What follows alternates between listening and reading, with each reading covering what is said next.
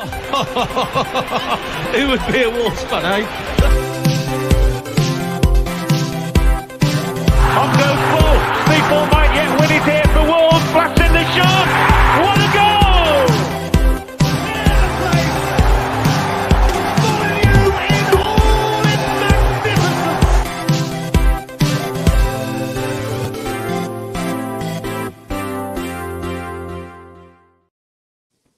Hello, and welcome to today's episode of Wolves Fancast, brought to you by 90 Min. Oh, that was not a way to spend a Friday night, was it, lads? Joining me today, I've got Tom and Jefoe. How are we feeling after last night? A bit deflated again. Yeah. Standard. It's just a great way to kick off your weekend, isn't it? Makes me not want to watch sport. This is the annoying thing. It's a great weekend of sport, and I can't enjoy it now. I know. Bloody Wolves. It took a lot to get going for me today, sports-wise. And, even seeing Man United lose, I couldn't work out whether I was happy about it, because, it's always nice to see United lose, isn't it? Let's be honest. Or just, I couldn't get up for it in the same way I could have done if we'd have won last night, or even drew. But hey-ho. Yeah, we're going to talk about Wolves' 1-0 defeat to Newcastle under the Friday night lights. A bit about if the European dreams dead and buried at this point, and a bit about Twitter Corner. So, guys, let's be honest. I don't think a lot of fans were really keen on the game yesterday as a whole, just because it being, sort of said before, a Friday night, it being a big old trek up to Newcastle. Do you think that kind of affected how everyone's sort of mindset going into it at all? I don't know. I think maybe more so the lineup. I think when the lineup was announced, I think it was just disappointment, really, after the sort of high of Villa, and then it just wasn't the same, was it? It just didn't look as good on paper, and ultimately, it proved to be the case. Yeah, I think the back sort of five essentially stayed the same. You could have probably argued you want to see Aït-Nouri come in again, but that's might be a bit of a discredit to Marcel under previous games, because he's done solid. And a couple of enforced changes, which I think is the thing that really kind of has hindered Wolves yesterday, which was Dendoncker missed out through illness and Podence through injury, which meant Luke Kundle came in and Hwang Hee-chan came in. And I think, we'll go on to it in a bit, let's be honest, but it's just highlighted the squad depth, hasn't it, that in that middle of the park. Jefoe, what was your sort of reaction to a lineup? It's just like we were saying at the start, like just deflated and flat, because I feel kind of bad for Luke Kundle, because he didn't play bad yesterday, but it's like he shouldn't be coming straight into a starting 11 like that. He shouldn't be third, fourth choice in a midfield too. It's just shocking that our squad depth is that weak, that a kid who's never played for Wolves before this season seniorly has now had to come in for two major games. From Tottenham and that Newcastle game is as big, really. But yeah, Aït-Nouri, you mentioned, I think he probably should have played. And hindsight's a beautiful thing, but I feel like if you got the attacking fullbacks, you can kind of nullify what Newcastle tried to do with their wingers. Yeah, you can try and force them to try and defend a little bit more than they used to. Whereas Marcel, although he does get forward and put the crosses in, his defensive position's a lot deeper than Aït-Nouri. So I think that's maybe where Bruno should have thought, okay, I can try and pin him back. I can try and put more pressure on. But like I say, hindsight's a beautiful thing with this sort of thing. Yeah, I think, the Kundle one is difficult because no one else can play there. He was fourth man up and Neves is out injured. Dendoncker's unavailable through illness, so he has to sort of play. And I think that deflation we sort of felt as fans very much carried into the game itself. That first half, good God, it was bad for them. So bad. It was the worst. I can't remember a half that bad for ages. I mean, we got to get in the half, like, I don't know, we barely even got out of our half, and it was against Newcastle. I was going to say that the stat line I saw at half time is I've pulled it up from Dominic Skur because it was first person. I think it was all posted, but that was the first time Wolves failed to have a touch in the opposition box in a first half of a Premier League game this season. I mean, there's almost no words for how poor that was. It felt like we had a front three, but they were like playing almost as midfielders, if you know what I mean. Like there was just like no kind of drive forward throughout that team in the first half. Yeah, I think a lot of what Fabio Silva did well against Villa, he couldn't do against Newcastle because the way he had to play was he had to play more as a target man. He had to try and hold the ball up, and he don't really have the strength and nous to do that, play that sort of game at the moment. Whereas, say, against Villa, they're playing it into the channels for him, and when he was running up against Tyrone Mings in that game, that's where he looks more natural and more comfortable. And I think you start looking at the squad depth again, and Jimenez with these stupid decisions. I think it's hard to knock Fabio. I think he did as good all he could do, really. I think it was just so obvious. It was just the middle. There was just absolutely nothing in the middle. There was nothing. The defenders had the ball at their feet, and they're literally looking up and couldn't find a pass. And I mean, their passing was terrible, granted, but you could tell their reluctance to hit it long because Bruno screamed it about that before. But at the same time, there was literally nothing on in the middle. I think Kunda seemed to be popping up at left back half the time, and it just left Moutinho in the middle against three big players at the end of the day. I mean, that must be the shortest midfield two we've ever put out, isn't it? Yeah. Like 5'7" each. It's mad. And I think I was going to say interesting, shortest, but also I reckon that's the widest age range we've also had as centre midfield pairings. Yeah, I hadn't thought of that. You're probably right. Got to be easy. I was trying. Mark Davis, Paul Ince. I was thinking that. Yeah. That would be the only other pairing I can think. But because I was sort of hoping, you needed Moutinho to almost just guide Kundal through that, but it felt like we'd got outmatched in that midfield very early on, that we weren't going to get the possession that we needed. We didn't have Dendoncker, who, he had a good game against the Villa. And I think we're all sort of hoping, he can supply a bit more of that again. He's got enough about him that, he's not going to dictate play, but he can at least make himself busy. And I think, we'll talk about Kundal specifically in a bit, but not necessarily quite at this level just yet. But it was, let's be honest, it wasn't just him. I mean, that forward line, we talked about the lack of shots. I don't think I've seen a more anonymous front line this season. Hwang. Well, West Ham, that was the last time, wasn't it? And it was those three. Yeah. And there's no coincidence that it was the same front three and the same manner of performance in the first half as it was then. There's just no... It's almost like on FIFA, like, when you got like the connectivity, just those three just don't have any, which is bonkers because Silva and Trincao seem to have a little bit of something going against Villa. But it just, I think I saw Tim Spears tweet something like all of our bad performances this season have been kind of when Jimenez hasn't been playing and we hasn't started. Like when we've churned out like a really bad half of football or something, it's when Jimenez hasn't played. Now, I don't think, the correlation to causation's quite there. But at the same time, I think it's easy to forget that... Did we get slightly ahead of ourselves with Silva after that Villa game?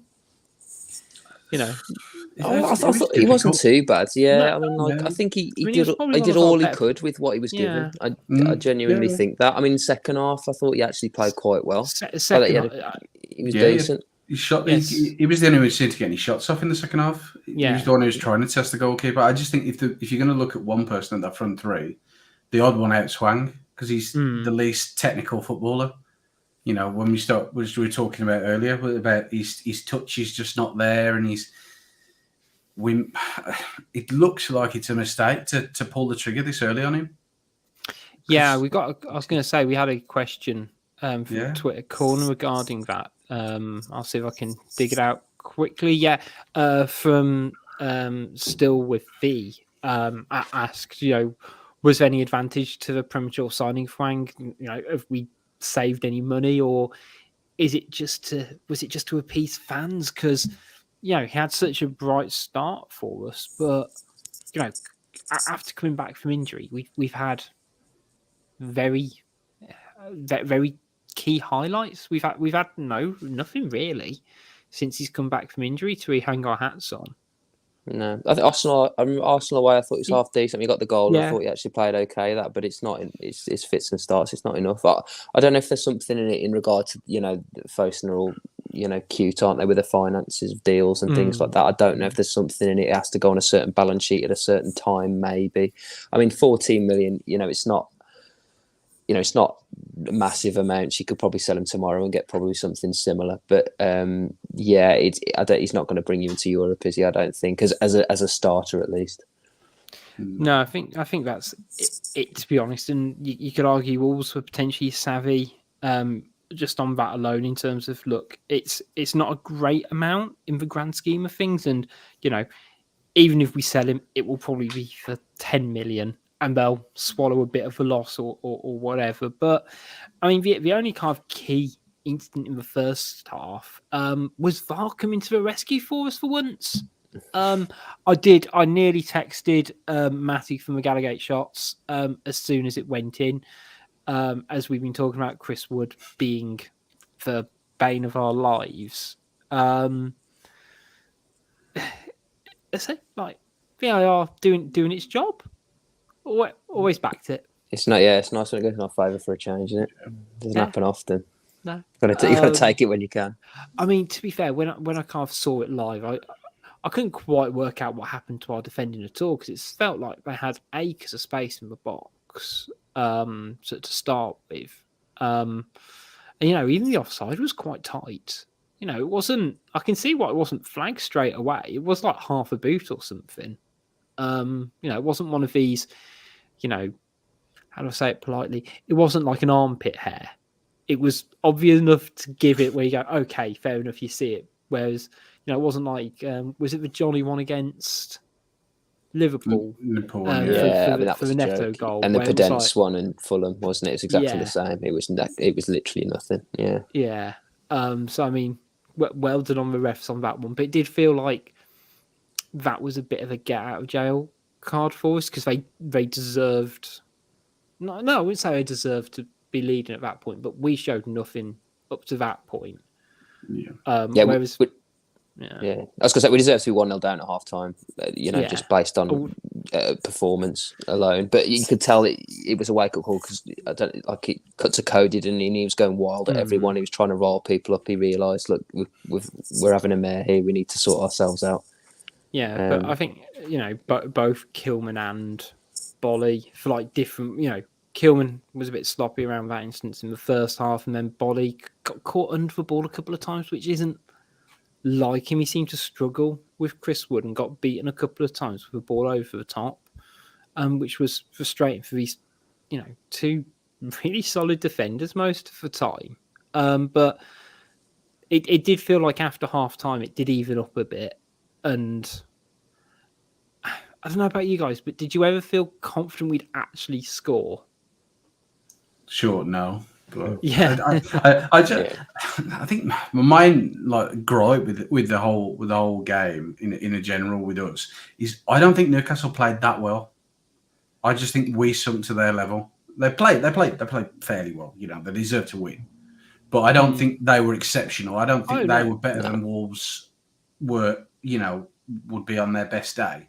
I just think we were dreadful, and I think we were so dropping ourselves down to their level, and even dropping our tempo to what we're and trying to adapt our game to them. And I think that kind of what griped me the most about the way we played attackingly. Is that we played at Newcastle's tempo. Yeah, it didn't feel like they. I'm trying not to do them too much of a discredit here, but it wasn't like they completely outplayed us, and like their defenders were really good and really on it, and they were doubling up on Silva and making it difficult for them or anything like that. They won that midfield battle, which I think kind of dictated some of it. But it wasn't like they were leaps and miles It wasn't like honest. And how I felt against Palace. Like, you know, the Yeah. Palace was that they did a number on us properly, I mean- but we were so abject that we made an average Newcastle side look like, you know, capable of winning comfortably. I was going to say, actually, for Paris games, a good one to bring up in comparison, because you can tell they're a better side by the fact they scored more goals and Sarr had more saves to make. You know, Sarr actually had, well, apart from the penalty, which we'll come on to, had a pretty quiet evening. It wasn't tested lots. It wasn't like they were carving us open, having lots of really strong chances throughout the game. Whereas, like, against Palace, Sarr probably had one of his best games for us and we lost 2-0. Which I think highlights the point that this was not an amazing team who dug out, who got the win against the team we just didn't show up, which is, always disappointing as a fan. We talk Sarr, and it feels like it happens every week, but it doesn't. It's just happened 2 weeks in a row. But gave away the penalty. Now, I've got thoughts on this, but I'm keen to sort of hear what you guys think first.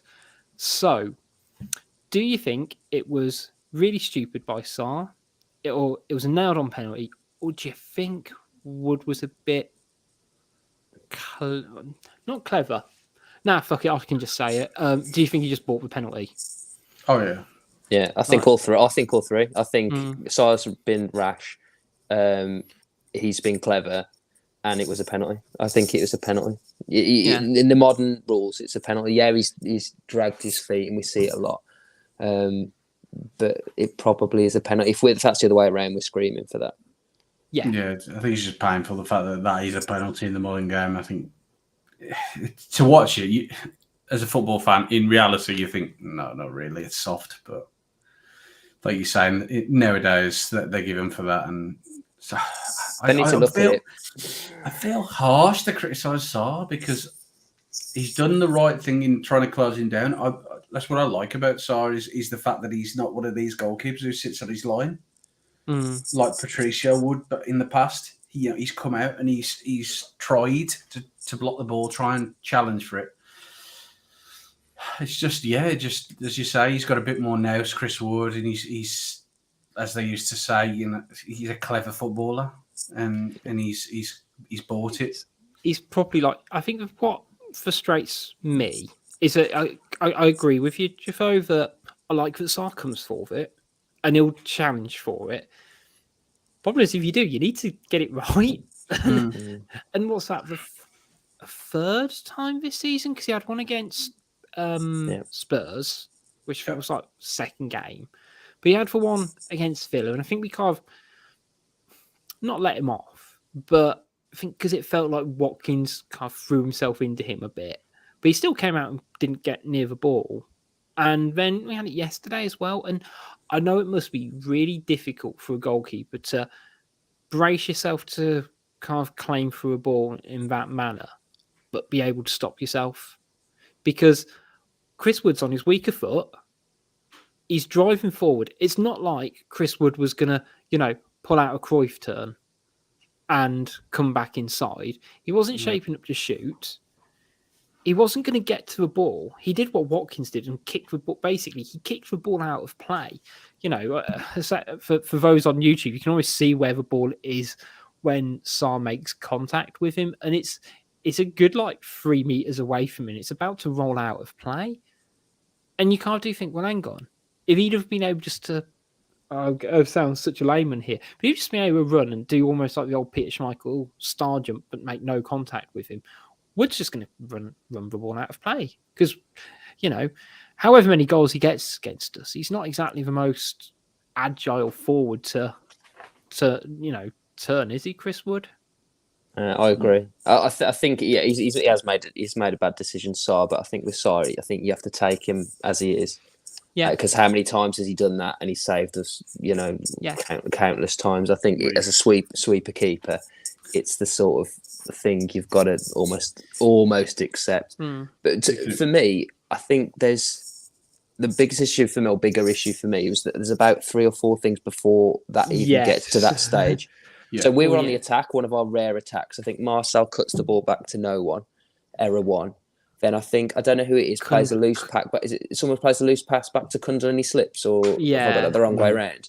No, Kundal was the one who slipped. Yeah. And then Cody doesn't engage anywhere near early enough on Wood, in my opinion. He backs off and he needs to show him a bit more outside. He's not really showing him outside. He's showing him almost into the box, really. And I know Cody, he hasn't got pace, but neither's Chris Wood. It's not like it was St. Maximan against him. I think he can engage that a lot earlier. I think you're right, because Cody was doing exactly what you asked him to do then against Ollie Watkins, against Villa. There's a couple of times where he was 20 yards ahead of his other defensive pairing, and he challenged Ollie Watkins early, and that's what he didn't do against Wood. And I don't know why, they've changed that. Yeah. Because, like you said, he should have challenged him earlier. But when he's doing that in previous games, and like it's like the last game, he's like, why is he not doing it now? Yeah. I don't know. It's really strange how it seems like I'm sure it feels like we have this probably same conversation every time we play Chris Wood. We just back off and we don't say press him close. We don't get physical to him. And yeah, you're right. Like the transition, I think for their goal, it was like two long passes, and just cut our team apart. And the slip's unfortunate by Kundal. The defending is one of those where it didn't feel like it was calamitous, but it just wasn't good. Like it wasn't like really, pull your hair out bad, which we've seen from Wolves in years gone by. But at the same time, you just gotta go, oh well. It's like you say, like literally every phase of positions could have done and should have done better. Yeah, and even after the goal, I never had confidence that we'd bring it back. Someone's made a great point on the YouTube comments. Vinyl Revival, great name. About the subs for it. I think we made those subs in the 80th minute or something silly, and well after the goal, but the goal was in the 72nd minute. So to actually try and impact and change the game. And Neto looked, quite lively when he came on. I thought he looked quite bright, as you sort of expect from him. Did Lars say that he only had 20 minutes in him? Yeah, I read that. I think he said. I don't think Neto's fit enough to start. No. I think that's becoming more apparent, isn't it? Yeah, but I think if you're playing that bad, because we were playing bad, okay, we start the second half a bit better. But a change has got to happen, and that next season it's going to happen a lot because you get 5 subs. So other managers are going to be a lot more reactive than that. And you can be reactive with 1 sub. I mean, what he did, he narrowed everything up, didn't he? In the second half, he just made the team. He brought the team in, so it sort of almost tried to negate the obviously dominance that they had in the midfield, just by bringing everyone inwards. But okay, it was a tactical tweak, but it needed personnel as well. I was screaming for Neto to come on. I mean, granted, I didn't know he only had 20 minutes, but just any change, just a change, something different. New. Yeah, that's annoyingly, it's not. I don't bring him up every podcast, but that's an Adama game. At least just something, just an X factor, just something a bit different where you can just change something. Yeah, and I think you're saying about bringing it narrow. I think that actually probably hurt us offensively. I think you're right. Defensively, I think it tightened everything up and gave us more chance in the midfield. But then you bring the forwards inside and you've got Huang and Trincao coming narrow. And that's where we've seen in previous games when we've played bad is because we've had Pedence and Trincao, or Huang and Trincao, coming in too narrow and they've not been able to get shots off because all they're going into is crowds of players. Yeah. And if you've not got overlapping wing backs like your Semedos and Aït-Nouri's, again, because Johnny's an inverted wing back, isn't he, really? He plays on the inside more than the out. And Marcel, we know, isn't anywhere near as offensive as Aït-Nouri. So I think again it's just personnel, but it's hard to criticise Bruno. He's what was he going to do with that 11? He didn't have any other 11 to play, really, did he? Maybe we can argue about Marcel and Aït-Nouri, but the rest of the team had to pick itself because of the situation that he was in. Yeah, so we mentioned Neto. So if he's only got 20 minutes in him, we can't have to start Huang. Chiquinho, again, someone who definitely doesn't seem like we can trust him with a full game. But it was interesting to see him bring on Chem Campbell for was trying to work out the last time we played for Wolves. I think it was against the Villa in that League Cup game, where I think Nuno bottled it, basically. Because again, I was trying to think of before we show, let's see if we can get a couple of positives out of yesterday's game. It was nice to see sort of a couple of academy players on the pitch at the same time, in terms of him and Kundal, to be fair. I mean, it felt like he was on just, again, same as like Neto in a way, and also where we've seen Chiquinho in the past, just something a bit different, just try and bring a spark to a game. Yeah. He looked quite neat. I thought he looked all right, to be fair. He definitely didn't any worse than the players who started the game. No, exactly. I think he at least gave him an account of himself. In terms of some players, let's talk about Luke Kundal, because we've mentioned him a little bit. I don't think his game was all bad. Saying that, I know what I gave him as a rating. But how did you guys see it? Do you think it was that he was told to play a certain way? Because I think first half, a lot of what he was doing was really conservative and really almost reserved. And then second half, he did try a bit to be a bit more adventurous.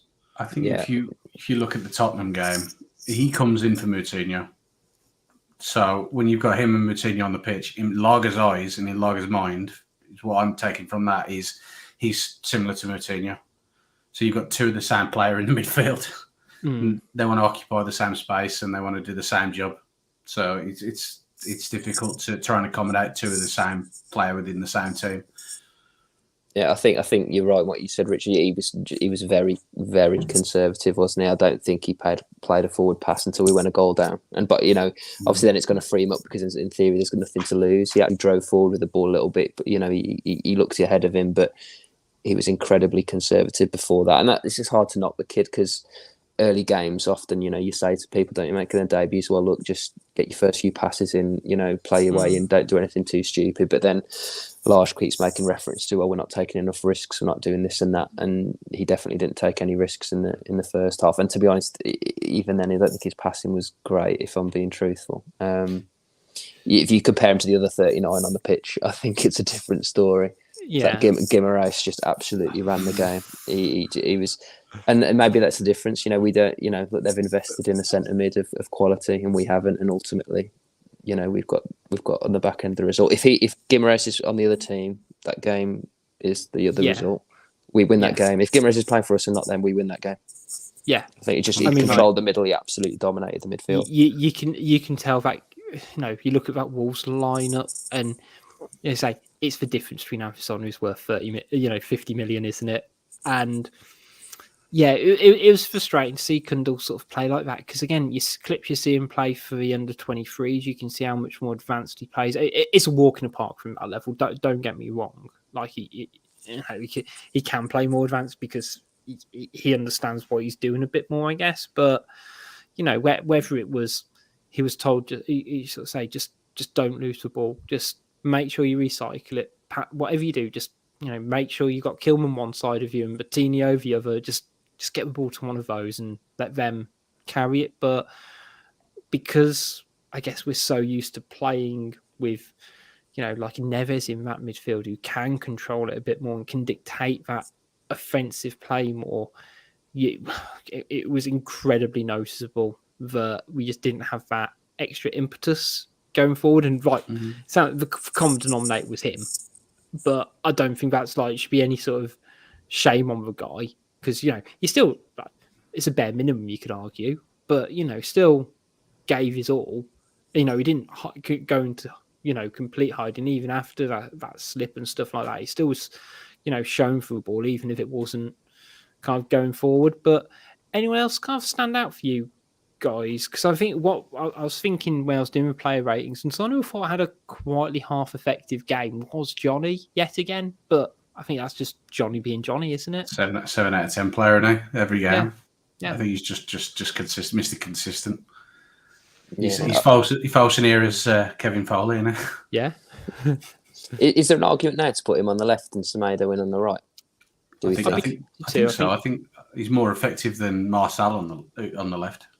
Yeah. I think I think Semedo needs to come back in, doesn't he? Now. Yeah, I mean, Johnny and Semedo, they bring you different qualities. Like Semedo is great on the outside. Johnny is, as you said, Tom, he's great at kind of just tucking inside, going forwards and finding that underlapping run. Whereas Semedo's got that extra bit of pace to beat a man and to kind of drive down the on the flank a bit more.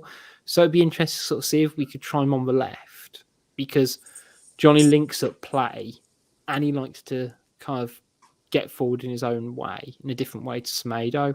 And I don't quite know why Aït-Nouri's not started the last 2 games, unless it's that Marcel's just outperforming him in training. But I think you've got to make an argument now that if Semedo's fit and Johnny's fit, you start them both, because they're almost at the peak of their careers, whereas Marcel and Aït-Nouri aren't, but they're the upper, of the other ends of the career spectrum, aren't they? I guess. Let's say I know you sort of said about Fabio Silva at the start. Not that we got ahead of ourselves because he put in such a good game against Villa. I did think he was the only person who I think we looked like potentially might score, because he had that great chance. I thought. I mean, he carved it out himself magnificently. It was just after the commentator slated him about something as well. But again, a decent enough showing. Well, the second half, he was probably our best player, to be honest. I think he did pretty well. That turn and run that he made, I thought was really good. I just don't know, as I say, what else he could have done, really. Okay, he had that header, maybe he could have done a bit better. I think, if he scored 10 goals this season, that maybe goes in, or if his prime Raul, maybe that's a goal. It was a bit weak, and I think maybe that's what he was getting slated for. But then that snapshot was excellent. It showed a bit of predatory instinct there, and he made a really good run. I think Kundal overhit a pass, and he was through as well. I think his movement's excellent. I like the kid, I do. I really do. I think he's got a lot about him. And as I say, if he's playing in a progressive, like forward, attacking team or attacking performance, I should say, like we did against Villa, he looks good. If you play him in that sort of game where he's expected, like you said earlier, Jefoe, to sort of bully defenders, hold up the ball a little bit, bring people into play, it's probably not what you can get from it at 19 at least. Yeah. No, he's not ready to carry a game on his shoulders in the same way that peak Raul, we'd be able to rely on him 2-3 years ago. If we had Jimenez starting, we'd have probably drawn that game 1-1. In the same way you said, they had a £50 million centre midfielder, we'd have had a £30 million striker who, Jimenez was great at just seeing us through one of those games. He might have scored that header, or he might have, taken, because that turn and shots trademark Jimenez, isn't it? Back in the day. Yeah. So it was. I thought he was the only one who kind of gave a decent and attacking account of themselves. Just craving he gets that goal now. In terms of what Bruno was saying, to be honest, I think it's pretty much on the money, isn't it? Frustrating evening, particularly the first half. If you're telling me I watched it, weren't getting forward. It needed to be more aggressive. Second half, we did better in being more dynamic, but we missed a big chance to win today, which I thought was an interesting phrase, because I'll be honest, I don't think we ever did enough to win that game. We barely did enough to have drawn. If we'd have drawn that 1-1, the form book suggests against Newcastle, I'd have felt a bit like we'd have robbed them of a couple of points there if we'd have actually got a last-minute draw. Yeah, I agree. I think what it means, big opportunity missed. It was like an opportunity to close the gap, or opportunity where we could have collected three. I wouldn't say 3 points, a comfortable 3 points, but you got a better chance of beating Newcastle than you have City or Liverpool, someone like that. I think he meant it in that sort of reference, really. Certainly puts the pressure on the teams who played today as well. Well, I was going to say we'll take a short break in a minute, guys, and we'll talk about that, because a couple of results have gone our way. And my segment that I'd had planned last night has now all of a sudden changed because of it. I shouldn't get upset by that, should I? To be honest, Man, you lost. But yeah, overall, who are we giving man of the match to? I'll get Johnny for me. Fabio, maybe. I wouldn't put anyone above a 6, to be honest. Maybe Fabio. just No, for work rate and endurance. Yeah, I think on my Forza Football ratings, just for reference, I think I gave both of those a 6.5. So I probably need to split the vote, don't I? Now, I'll give it to Fabio just because he was the only one who looked like we might potentially score. Although Johnny, I think, was the only person like the first half and for a significant portion of the second half who'd had some shots. Like, there was a couple of like proper long ranges where it was like, just because you scored 2 games in a row doesn't mean you're still not a wing back. You know, sometimes you need to stay in your lane in life. But what I would say is what I did. I had to look this up because at the time I mentioned it to I was watching it with my dad. We had on the pitch, bear in mind we're 1-0 down to Newcastle, desperate for a goal. We had 8 league goals between us on that 11 that finished, Fantastic. And 6 of those were from defenders. So I mean, we were never gonna score. Yeah, Cody 3, Johnny 2, Kilman 1, Martinho 2, and there was no other goals in that team. And what are we game 32? Yeah. I mean, that says it all, doesn't it? I mean, they're spreading the goals about, and then it's you say we didn't even look threatening from set pieces, so it was a recipe for disaster. Right, we're going to talk about some of the games that have happened today and where we are in the league after a short break. Catch you in a second, guys.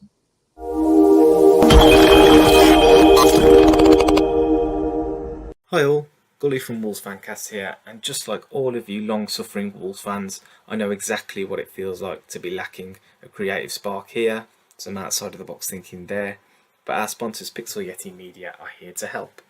They're a creative agency that cover all of your web design, branding and marketing needs, with our very own wolvesfancast.com, a fine example of their work. So much so that I hear Jefoe is looking to do a deal this summer. For now, it's back to the team to ask just where the Diogo Jota money is gone. We may have just had our answer.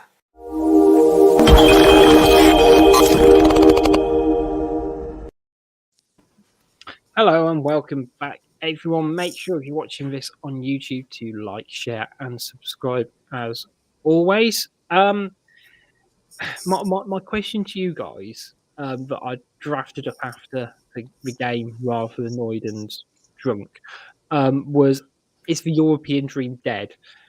And then, sort of since then, a couple of results have kind of gone our way. Mainly the Man United game. I think the Arsenal one. Yeah, I'd be amazed if we could kind of overtake Arsenal, and Spurs obviously won. So it would take the most colossal Spurs that ever spurred. But do you think we still got any hope of getting to Europe after yesterday's game? I think, like I said in the preview, I think our best chance of getting into Europe is finishing 7th, and then somebody who's already in Europe winning the FA Cup. I think that's our best chance. Yeah, I mean, at the moment, we've played a game more than Man United and West Ham, who are both on 51. We're on 49. Again, the goal difference as well is not great compared to those two as well. So you could argue that's potentially another point as well, particularly against West Ham as well. And then you've got Arsenal, who've got 2 games in hand, who are 5 points above us as well. So big kind of gap. The positive side, I guess, is the gap between us and even Palace, who are placed behind us. 2 games in hand on us, yes, but there's a 12-point gap at this point. So, we it almost feels like we are incredibly comfortable at 8th place at the moment. But in terms of today, did we see it as a missed opportunity because of Man United in particular losing? Or, do we see it as, it's almost a bit of a sigh of relief because we're still, we could still kind of potentially catch up with Man U? Probably both, but you missed opportunity, probably more so for me. But it's been our way this season, hasn't it? Every time we've had a sniff of getting close to something, we just seem to just throw a game, basically. Just don't turn up. And it's hope that kills you. So I'm sitting on the fence of. There's obviously a tiny bit of hope, but we're not finishing, like Jefoe says, we won't finish higher than 7th. It'll be 7th or 8th. Yeah. But even then, you said about comfortable in 8th. I'm just a little bit concerned about Leicester because I think they've got the same points as Palace, but they've got 4 games in hand on us, I believe. I mean, they've got the European stuff, which might get in their way. Is that right? Yes, that's right. Yeah, So, so 12 points. They've got they can potentially kind of claim 12 points from their 4 games in hand. Whether that whether Leicester can actually hit a home run in those sort of additional 4 games is something else. But they've got potential to climb. I guess the only nice thing, and I say nice thing, is at least the Villa aren't going to catch us, right? That with 13 points in a game in hand, that feels a bit more, after last week and their drumming today. At least that makes me feel a bit better. Yeah, they need to learn to stay in their lane. Yeah. Oh yes, if you want to feel better, just look at any other Midlands club. It's great. Yeah. If ever you're down, just have a look at their Twitter. So it's great. It's great. Yeah. Definitely, but I think we're right. I think if we can get 7th, I think it'll be a minor miracle. As one of the YouTube commenters say, yes, it's slim, but out of our last 6 games, 3 of them are against City, Chelsea, and Liverpool. So you're almost hoping for, I guess, a maximum of 9 points from the other 3 games. And you know what? If we can finish the season on if I can do my quick maths, 58 points, will that be enough to finish 7th? I don't quite know. Can you see West Ham getting 7 points out of 8 games? Yeah. That's exactly. That's it. That's basically relegation form for them to.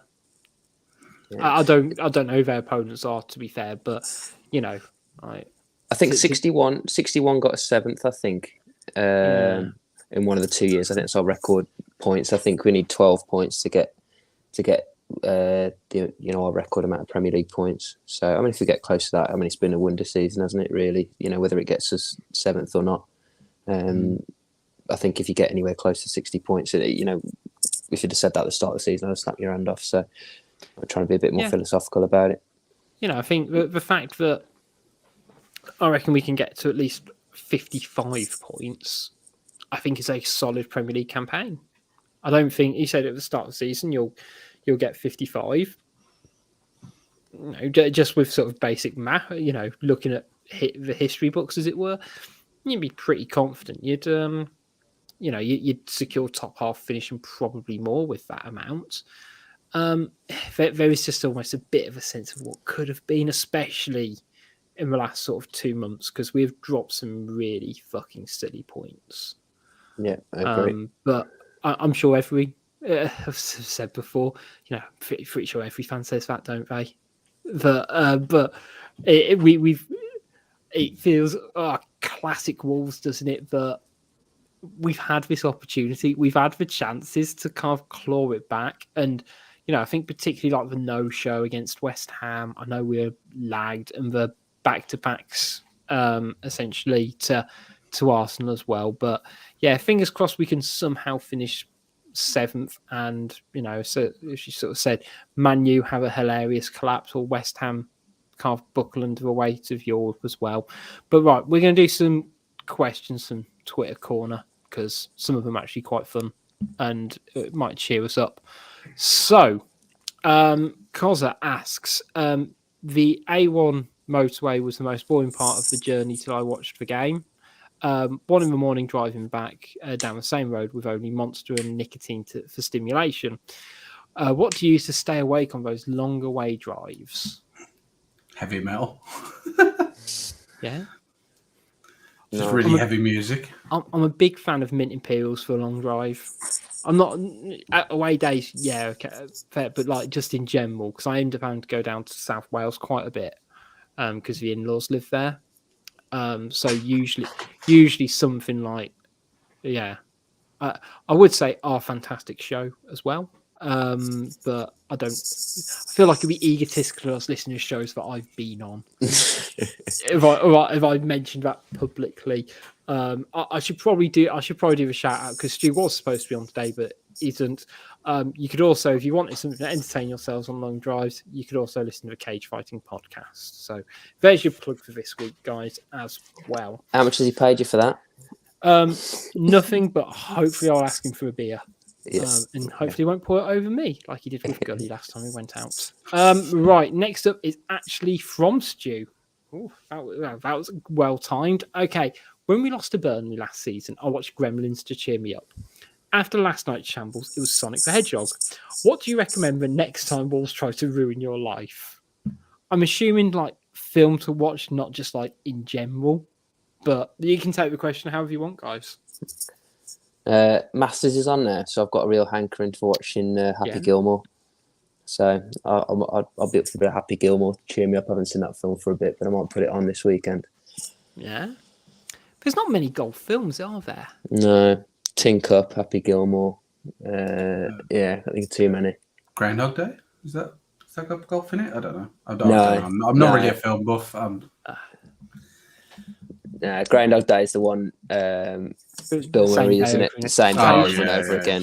Yeah. Caddyshack. Oh, yeah, good shout. Yeah, good shout. Yeah. I feel like we should have had just a question about golf at this point. But Masters is a good shout to cheer you up to watch. I'm watching Homeland at the moment. I don't know whether I'd call it a light watch. Trying to think of something to watch, like maybe something like Mike Bassett, England manager, because I feel like that would like appropriately kind of get me back to like loving football again as well. So like it has a combination of being like a fun film, but also it's about football as well. So maybe that. Yeah. Those Cody Neto videos are quite good to watch. I've done a load of them now. That always cheers me up a bit. Yeah, similar players they're do good like value though as well. Yeah, did you watch the Water Cup Championship? Yeah, that was good. Yeah. Now, so something I wanted to highlight in this was Hwanky Chan's nickname is just Channy, and I just feel like they could be a little bit more original. I don't know as to what, but I always find it interesting where like players' nicknames, because actually it does like turn out it would be like the same as me.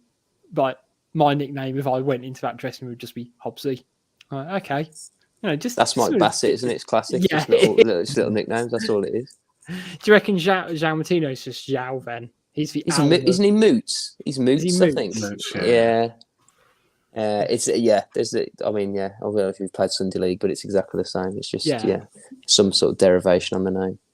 Like I don't know what else I'd really want them to be. So I just flicked onto the YouTube comments. Thank you for everyone who's commenting. In terms of what to watch, Will Martin went for Schindler's List. Oh, what to cheer him up? Excellent. Yeah. Wow. Fair enough. I mean, it wasn't that bad last night. It wasn't quite there. And Neil Lewis suggests Breaking Bad, which Kind of bad show. That's a good chat. I think that could get me on. Side. And also shout out for the pun. Oh no, he's just said Caddyshack. I misread that and thought he said Cody Shack, which would have been a better comment. No offense, but here we are. Right, we've still got a few more questions. Right, this is an interesting one. As it's really small, but it's argued that dodgy citizens tend to even themselves out over a season. Considering Raul's red versus Leeds, the Man City penalty, Neres foul versus United when they played on and scored, and a fairly soft penalty last night. Bradders can't think of any similar ones evening out our way. Can you guys think of any soft decisions that have kind of gone Wolves' favour this season? I mean, if you look at our last night in isolation, I think the VAR one, okay, it was offside. Offside's offside. It's black and white, but that's one that we've been on the wrong side. The wrong side of plenty of times. We'd have been fuming on here. Yeah, exactly. We'd have given our sort of 2 cents on that one. So definitely last night in that. It's a good point though. I can't think of too many where we've done well out of, to be honest. In regard to even it out, I don't believe that the top teams get the better decisions. I think it's just been proven now. The VAR gives them a chance to make to rectify 50-50 in the favour as well. We've had this debate before. Yeah. It also helps think about is the Jota penalty last week. Yeah. And that goes on every game. And it's now Liverpool suddenly get a penalty out of it. Yeah. It's like, I yeah, say, come on. I agree that big teams need to get more decisions, but as we sort of highlighted rules last night, you tend to get more decisions when you get into the box. Yeah, Which you is got to take risks. I was going to say we haven't got that many penalties. Well, yeah, because we did get into a fucking box to win them, or do we get offside? Yeah. I'm trying to think. The only one I can think of, and I personally think that it was right, but I had lots of Arsenal fans kicking off about the Martinelli sending off, because he didn't get a chance to realise he was on a booking. Now, personally, I think the rules kind of back it up and everything as well. And I still think the ref made the right decision, but that was one where I had lots of fans moaning about it as well. But that's just Arsenal fans. That's just Arsenal fans. I'm trying to find a way if this which won't bite me on the arse. They are the most interactive opposition fans I've experienced on Twitter this season. I'll say they're a bunch of arseholes. I don't care. Just at the Jefoe show. Yeah, they like my Twitter up. They're a bunch of arseholes. I don't care. Yeah, interaction. Cheers, guys. It honestly, for like about 3 weeks after those Arsenal games, I probably still get tweets from Arsenal fans. At the moment, they are something else. Right, how far did I get? Hungry Like the Wolf, who I think has actually just popped online. So hello, Hungry Like the Wolf. Right, so there is a bit of text here beforehand, so I'll do the preamble as well. So the transfer shit talking has started, and we could well have Cody, Neto, and Neves poached off us, along with Moutinho, Sace, Marcel, and maybe even then Donker off too. So that's a lot of players apparently potentially going. I think read into kind of that what you will, but you sort of ask how many senior players going will it take to ruin the dressing room, which is currently one of the best in the Premier League. So I actually think this is a really good question. I don't necessarily the first half because I think a lot of the rumours at the moment are just, well, they're literally what they are. They're rumours. But it makes a really interesting point. And I think we talked about this with the players who are out of contract, that Ruddy, Marcel, Sace, and Moutinho, they're all big characters. And, particularly Sace, Ruddy, and Moutinho, all very much big leaders in this locker room. So I think he makes a really interesting point about, how many, I guess, this squad can we afford to lose this season instead of more of having a continual transition? I think afford to lose is probably a slightly different answer to can lose. I think if we lose Moutinho, I think that one could be the most damaging because he is the senior statesman. He is he's important to that dressing room because he's got this never lose attitude, never say die attitude.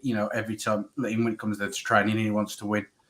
I think losing that from the dressing room and losing that drive that he's got to give to the people around him would be huge. But I think if we lost Neves, which looks like it might happen, and I think maybe Sace, I think we could come out of it not as well, but I think we could come out of it fine. I don't think it'd destroy the dressing room. Neto's a big character, isn't he? And Sarr looks like a big character as well. So Neto's just signed a new contract. So he's not going anywhere, and no one's going to pay the money we'd want. With him not being fully fit, Cody won't go unless we want him to go. He'll stay there forever, I think. I think those types of players are sort of key. I think Neves might. Yeah, if you lose Neves and Moutinho, I think that is quite a big hole to fill. And Sace, obviously, quite popular. But whether that'll be in the thinking, whether to give John Ruddy a new deal or not, I don't know. Because as we know, he's good around the dressing room. But it is a big part of it. He makes a good point. I think we've all seen what bad dressing rooms are like. In the Premier League when you haven't got one. So. Well, I think he's as he said on YouTube comments. The point was that Man United's shit form's been accredited to their dressing room being poor and competitive compared to the winning years, which I get. I get that I'll seem to, it seems a lot more cohesive, and Let's say like everyone seems to be pointing in the same direction. I think it'll be a real. I don't see us losing Neves and Martinho this summer. I think that'll be a killer blow. I think we can cope with one going, just about, with some heavy investment to replace. I think to lose both is a big void in this team. I agree. I think Sace, I reckon we can cope without, because we've got Kilman, we've got Bolly, but those two I think are just vital to. The only thing with losing Neves, I think it could change the way we play, and I think that could facilitate Bruno to play a system that he's more comfortable with. So if Neves was replaced with Pelinha, then we could probably look at getting a 10. And the one the guy who has actually been on my mind for the past few weeks is Eriksen. And I know he's getting on, but I'd love to see him play for Wolves. The whole story around him coming back and starting to play football and score goals again is just fantastic. Yeah, the thing is, we need one. We already need an extra midfielder. So if you're losing Neves and Martinho, that money you're getting from Neves, if you want to replace them with any form of quality, is pretty much going on 3 midfielders. Yeah. And then you're almost back to where you started. I think you've jumped ahead on a question, to be fair, which is from Rob Cartwright, which is very well timed, Tom, which is, where do you invest 100 million from Neves? And bluntly, it's on multiple midfielders, isn't it? If you did go for 100 million, we need at least 2 more anyway. Yeah, I don't think we'll get 100 million, to be honest. No. I think if we were to get something, it'll be sort of 60 maybe, if we're lucky. But this is it. If you want a quality midfielder now, you've got to pay for. I mean, look at Guimaraes yesterday. I mean, yes, he was. Maybe you could afford to go a bit cheaper than that, but 60 million to get you 2 quality, really good midfielders. Another one I'd probably look at is Tuchemani at Monaco. I think if we could get him 20 million, I think he'd be a good sign. Yeah, he's decent. Yeah, I think there's a few teams sniffing around him, aren't they? I think by the looks of it. Yeah. I think it's. I'm almost anxious for that first big player we have to replace with money. I know Jota went for a healthy sum, but it wasn't light years above what we were currently spending. What do you go for? 45 in total. Yeah. I mean, we signed Silva for 35 in total when you include add-ons and things like that. So it's not worlds of difference. But if we sell Neves for, between 60 and 80, so call it 70, like Wolves will never spend that much on a footballer because it will kind of disrupt everything. So we'll probably do a Villa, which is, we replace one player with 2 and things like that, which it does bear the risk of, say, doing a Villa, and you're replacing a star player with 3 players who are not as good. It never works. Spurs and Bale. I mean, they pissed that money at the wall completely, didn't they? They got Lamela, Eriksen, Soldado with it, and one of Soldado was straight on the scrap heap. Lamela was inconsistent for 5 years. Eriksen was the only one they got a tune out off for a bit. Yeah, Leicester are quite good at doing it. Leicester often, they've had quite a few big sells and they managed to reinvest it pretty well. Actually, they're maybe one of the exceptions. They're quietly good, to be fair. And I'd be interested to see if Wolves are technically doing it as well. But they buy them almost 6 months before they sell them, which is what they did with the centre half whose name I completely blanked on. Fofana. They did it with Fofana, I think. Yeah, and they also did it with Soyuncu, maybe. Soyuncu. They bought him in January before they sold Maguire, and he barely played. And then, been in the club for 6 months, which I think kind of helped that transition through.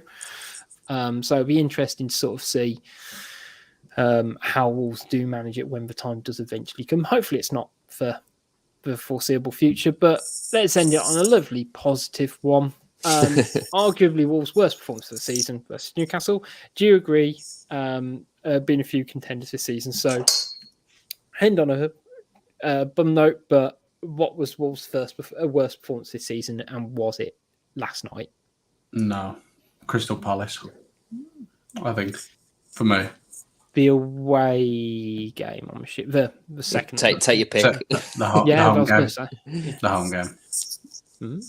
Yeah, that hurt me a lot, that game. Yeah, pretty hard to argue with the Palace one either game. Yeah, I'm trying to think. Brentford wasn't great either. But at least Palace were you could see why we lost to Palace, whereas last night they didn't have much about them really. I mean, Maximin was terrible. That Guimaraes and Shelby played quite well. But that was it. Like Palace, they had a lot of, they had Zaha, Elise, they had quite Gallagher. They had quality players all over who really played a good game. Whereas last night, I think it was a case of us just playing so bad that it made Newcastle didn't have to get a second gear to win, which is depressing, really. Yeah. I was sort of thinking of mine. The second game against Crystal Palace, just because we made exactly the same mistakes we did in the first game, and it was just like the first game against Brentford was crap, but we learned the second time, showed that now that we needed to, and then against Palace, we'll go 3-4-3, we'll get outnumbered in midfield and just got run over. The other one I was thinking of was West Ham away, just because we really needed a result, and we really at night. I mean, we barely showed up yesterday, but we at least had some chances second half.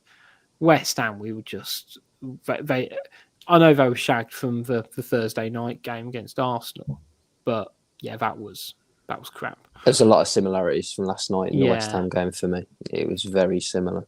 Yeah, it weren't great, but we'll leave it on that slightly down note. Sorry, guys, but we'll be back. I don't quite know when, because we now don't have a game over Easter, so I'm hoping we'll bring together a couple of specials in the next couple of weeks. If not, we'll be back to preview the Burnley game middle of the week after next as well. So hopefully we'll give you something to pass away the lonely evenings. But until then, make sure you keep up to date with all things Wolves Fancast at Wolves Fancast on Twitter, Facebook, and Instagram. Make sure you check out some of our YouTube content as well. It's not just our podcast going on there. We've also got Goodie's tactical analysis as well for your more in-depth breakdowns of the games. And also shout-outs to our sponsors, Pixel Yeti Media. And, of course, we are brought to you by the 90 Min Football Network. So until next time, it's goodbye from Jefoe. Goodbye. It's goodbye from Tom. Bye, Wolves fans. And it's goodbye from me. See you next time.